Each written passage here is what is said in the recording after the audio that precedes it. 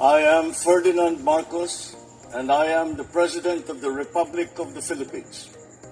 I stand today on behalf of 110 million Filipinos. Hello universe, it's me again. Shoutout sa inyo mga kababayan, ba't hindi ba meron tayong upload videos update?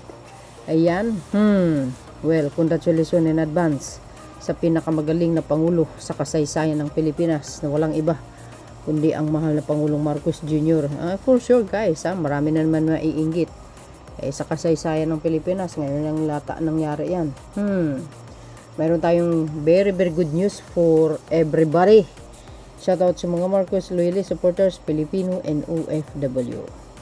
May 26, 2026. Wow. Congratulations once again to our beloved President Ferdinand Marcos Jr. for he got to receive the one of the Japan highest decoration. Wow. Ayan o. President Marcos Jr. to receive one of the best. Ayan. Japan's highest decoration. Ganda. Galing nito Sabi po ng Manila Standard. Hindi ko nakita to guys Ayun lang So kailangan i-share natin para mainggit naman ng mga Mantay Marcos. Then Marcos to receive one of Japan's highest honors. Wow. Woo! The best president forever talaga Wow na wow. Kaya pala guys, napupunta ang Pangulo sa Japan.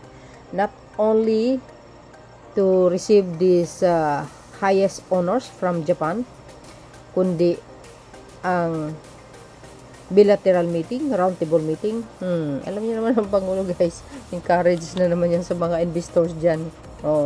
At alam po rin natin ng mga ang Japan talaga, isa sa pinaka, ibig sabihin, alam po natin ang Japan, isa sa pinaka magaling na bansa at mayaman na bansa ito, at isa sa mga tumutulong din sa ating bansa, sa Pilipinas. Yung mga infrastructure, yung mga flood control na yan, maganda kasi yung gawa nila Maraming tulong na ibigay sa atin.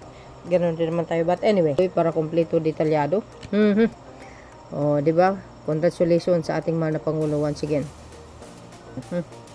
But anyway mga kababayan, sabi dito ng Manila Standard, Philippines President Ferdinand Marcos Jr. will receive the Grand Cordon, wow, of the Supreme Order of the Chrysanthemum, one of the Japan's highest decoration, during his 4 days state visit next week. A government spokesman said Friday. Chief Cabinet Secretary Minoru Kihara told the press the conference that decision was made by the cabinet. Marcos' wife, Luis Araneta Marcos, will also receive the Grand Cordon of the Order of the Precious Crown, he said. Goes.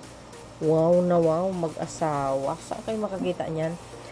Siguro talaga naman, nakikita din ng kawanggawa ng Pangulo. Yung paano niya guys na-handle ang mga, ibig sabihin, siguro nakita nila kung gaano kagaling ang Pangulo. At very friendly to all. Inimitunan nga. Diba sabi niya, sa buong mundo na wala, ayaw niya nang may kaaway. Alam niyo naman ang Pangulo, hindi naman pala away yan. Di tulad ng mga ano dyan, yung sugo ni Lucifer, pala away. Sabi dito, Marcos' visit from Tuesday is scheduled to include meeting with Prime Minister Sanay and Takaichi and Emperor Naruhito and Empress Masako. Wow. Ang galing naman ito guys, no? Sources familiar with the matter have said the leaders plan to upgrade bilateral ties to a comprehensive strategic partnership when they meet next week. Sabi na nga ba hindi na mawala yan. Investor pa more. Marcos will become the first state's guest to Japan since Brazilian President Luiz Inácio Lula da Silva in the March 2025. Ay, wow, galing. Ito sinabi ng mga nagko-comment, inggit mga DDS yet. Wow, congrats Mr. President. Wow. Good job, BGS decoration from Daiso. Iyak na naman mga DDS. Correct. Obvious naman, 'di ba? Sa comment section pa lang. Congratulations, PBBM. Yes, you deserve it. Kana ang walang may galit nga sa'yo yung mga Japanese sa'yo. Anong gulo nito? Let's see if it is true. Oh, wala ayaw maniwala ha. Manila Standard na nag-spread or nag-post. Ha? Ng mga DDS, walang tiwala. Kasi hindi naman talaga nila. Ibig sabihin, hindi naman sila talaga tiwala sa Marcos admin.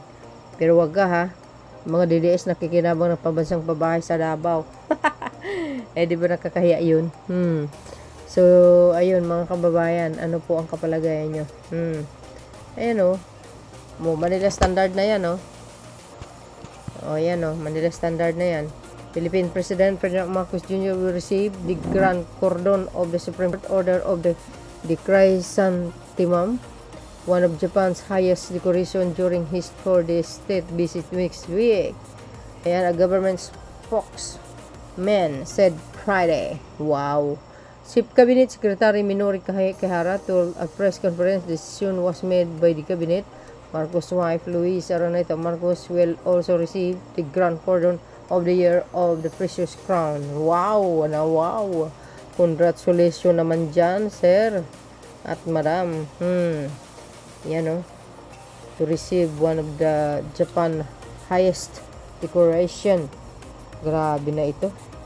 To the highest labor talaga ang Pilipinas, mga kababayan. Nakaka-proud pag mayroon tayong Pilipinong mabait, matalino, very masipag, hardworking nga So I hope sa next generation kasing tulad niya. So yun mga kababayan, ang kapalagayan nyo. Of course, mag-congrats kayo. Thank you guys for watching. Follow me and likes. Hit the button bell para lagi kayo update sa aking mga upload videos. Bye bye bye and babus. God bless Philippines. Bye everyone.